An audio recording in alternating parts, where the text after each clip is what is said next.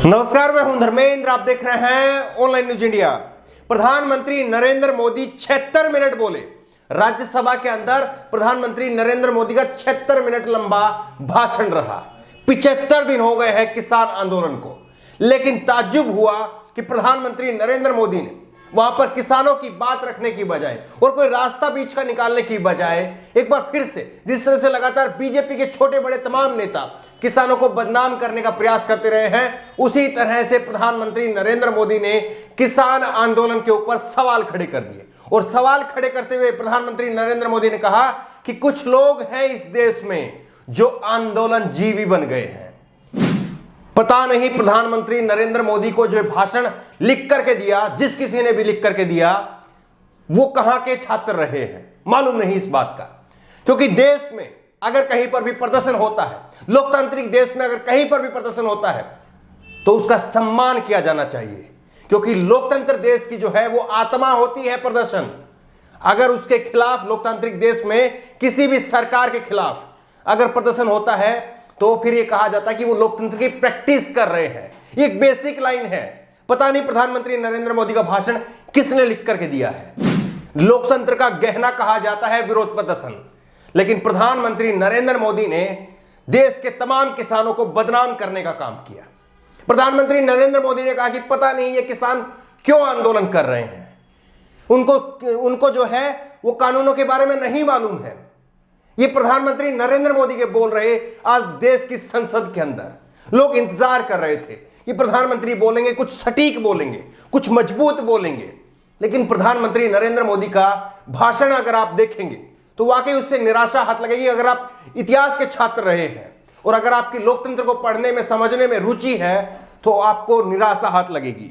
प्रधानमंत्री नरेंद्र मोदी ने किसानों से आंदोलन खत्म करने की अपील की। पूछा आंदोलन क्यों हो रहा है, किसी ने नहीं बताया। प्रधानमंत्री को अभी तक पता ही नहीं है कि 75 दिनों से दिल्ली की सीमाओं के ऊपर क्यों प्रदर्शन हो रहा है। 3 कानून हैं जो आपकी सरकार ने पास किए हैं। बिल्कुल सरल भाषा में समझिए।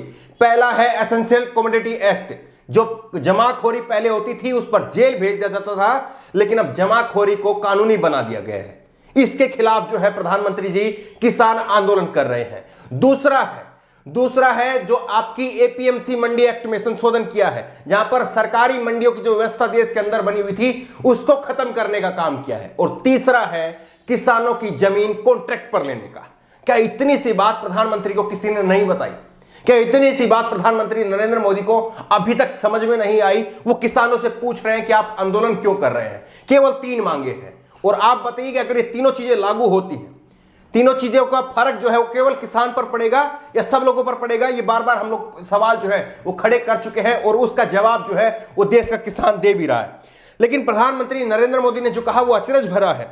प्रधानमंत्री जी ने कहा कि मैं देख रहा हूं कि पिछले कुछ समय में इस देश में एक नई जमात पैदा हुई है, आंदोलन जीवी। वकील, छात्रों और मजदूरों के आंदोलन में ये लोग नजर आते हैं। ये पूरी एक टोली है जो आंदोलन के बिना जी नहीं सकते, आंदोलन से जीने के रास्ते खोजते रहते हैं, ये प्रधानमंत्री ने कहा। और इसीलिए मैंने कहा कि जिस किसी ने भी आज प्रधानमंत्री नरेंद्र मोदी का जो भाषण लिखा है वो जरूर जो है वो लोकतंत्र में विश्वास करने वाला नहीं रहा होगा। क्योंकि लोकतंत्र का मतलब ये होता है कि वहां पर आपको विरोध का स्वर बुलंद करने की आजादी होती है। लेकिन प्रधानमंत्री नरेंद्र मोदी, खैर क्या कहें, लेकिन सबसे बड़ी बात यह रही कि प्रधानमंत्री नरेंद्र मोदी ने आज अंग्रेजों वाला फार्मूला इस्तेमाल करने की कोशिश की। ये ताज्जुब होता है कि कैसे जो है उन्होंने संसद के अंदर खास करके जो सिख समुदाय के लोग हैं उनके लिए कहा कि कुछ लोग खास करके पंजाब के सिख भाइयों के दिमाग में गलत चीजें भरने का काम कर रहे हैं। ये देश हर सिख पर गर्व करता है। कुछ लोग उनके लिए जो भाषा बोलते हैं उनको गुमराह करने की कोशिश करते हैं। इससे कभी देश का भला नहीं होगा। ये जो है प्रधानमंत्री जी ने कहा। और उन्होंने ये भी कहा कि याद कीजिए बंटवारे के समय क्या हुआ था। यानी जो एक हरियाणा पंजाब की जो एकता देखने को मिल रही है इस आंदोलन के अंदर, क्या उसको तोड़ने की कोशिश है? ये प्रधानमंत्री नरेंद्र मोदी जी से सवाल पूछा जाना चाहिए कि पंजाब और हरियाणा का जो एका इस आंदोलन में दिखाई दे रहा है, क्या उसको तोड़ने की आप कोशिश कर रहे हैं? और इस तरह से अंग्रेजों वाले फार्मूले की वजह से जो है। और सबसे बड़ी बात यह है, प्रधानमंत्री नरेंद्र मोदी ने कहा कि एमएसपी था, एमएसपी है और एमएसपी रहेगा। लेकिन आप बताइए कि एमएसपी जो है क्या वो उसी तरह से था, है और रहेगा जिस तरह से जियो की सिम फ्री में आई थी, जियो की सिम फ्री में थी, और अब जियो की सिम जो है वो दन दनादन पैसे वसूल रही है। रोहिणी सिंह ने इसी पर जो है वो ट्वीट किया, शानदार ट्वीट है।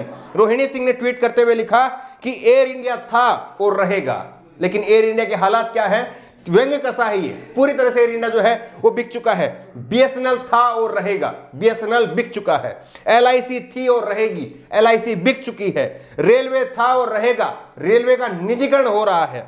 पवन हंस हेलीकॉप्टर जो था, पवन हंस था और रहेगा, वो भी निजीकरण हो चुका है। सीमेंट कॉर्पोरेशन था और रहेगा, उसके भी निजीकरण हो चुका है। शिपिंग कॉर्पोरेशन था और रहेगा, सेल था और रहेगा, आईटीडीसी था और रहेगा, कामजार पोर्ट था और रहेगा। ये तमाम जो है रोहिणी सिंह ने मुद्दे गिनवाए हैं जिनको लेकर के सरकार जो है वो दंभ भरती है, छाती ठोकती है और 56 इंच की छाती का जो है वो प्रदर्शन करती है। लेकिन आप बताइए कि किस तरह से देश ने इन्हीं चीजों को, इन्हीं सरकारी संपत्तियों को एक एक करते बिकते हुए देखा है। राकेश टिकैत ने भी जो है इस पर अपनी प्रतिक्रिया दी है। किसानों के आंदोलन की तरफ से जो है संयुक्त किसान मोर्चा ने भी इस पर प्रतिक्रिया दी है, और संयुक्त किसान मोर्चा ने कहा है कि प्रधानमंत्री नरेंद्र मोदी ने हमारे हक अधिकार को, जो आंदोलन करने का जो हमारा हक है, अधिकार है, उसको बदनाम करने का काम किया है। राकेश टिकैत ने जो है इस पर कहा है कि एमएसपी पर कानून बने, यह किसानों के लिए फायदेमंद होगा। देश में भूख से व्यापार करने वालों को बाहर निकाला जाएगा। देश में अनाज की कीमत भूख से तय नहीं होगी। प्रधानमंत्री को अपील करनी चाहिए कि वो विधायक और सांसद अपनी पेंशन छोड़े, उसके लिए यह मोर्चा धन्यवाद करेगा। राकेश टिकैत बीकेयू। तो राकेश टिकैत ने कहा कि अगर प्रधानमंत्री जी को, जो कह रहे हैं कि देश की फिक्र है, 1947 में देश आजाद हुआ और 2047 में जब देश 100 साल पूरे करेगा आजादी के, उसके हमें सपने देखने चाहिए। तो क्यों नहीं बीजेपी के तमाम सांसद, तमाम विधायक अपनी पेंशन ही छोड़ दे, कम से कम वो नहीं छोड़ेंगे, लेकिन किसानों से कहा जा रहा है कि आप छोड़िए उस भारत के सपने के लिए। क्यों गरीब आदमी छोड़े? आप पहल कीजिए। आप प्रधानमंत्री हैं, शक्तिशाली हैं, आपके विधायक है, सांसद है, शक्तिशाली हैं। क्यों उस गरीब आदमी से कहा जा रहा है कि आप कॉम्प्रोमाइज करिए, बहुत अच्छा होगा? क्यों ये बातें जो है प्रधानमंत्री कर रहे हैं? इसका जवाब मिलना चाहिए। लेकिन अचरज की बात है कि प्रधानमंत्री नरेंद्र मोदी किसान आंदोलन के 76वें दिन बोले, 75वें दिन बोले और 76 मिनट तक बोले, लेकिन जो बोले उसकी उम्मीद नहीं थी कि प्रधानमंत्री पद पर बैठा हुआ व्यक्ति इस तरह की बात करेगा। और प्रधानमंत्री के जो भाषण जिस किसी ने भी लिखे हैं उस पर निश्चित तौर पर सवाल उठाए जाने चाहिए कि आखिरकार उन्होंने आंदोलन जीवी कह करके देश में आंदोलन करने वाले व्यक्तियों का मजाक क्यों बनाया है, जबकि लोकतंत्र में आंदोलन करने की जगह होती है। इस बात को याद रखा जाना चाहिए। प्रधानमंत्री नरेंद्र मोदी के राज्यसभा में दिए गए भाषण को लेकर के आपकी प्रतिक्रिया क्या है? क्या आपको लगता है प्रधानमंत्री नरेंद्र मोदी ने जो आज कहा, क्या वो सही था, या आपको लगता है कि वो गैर जरूरी था?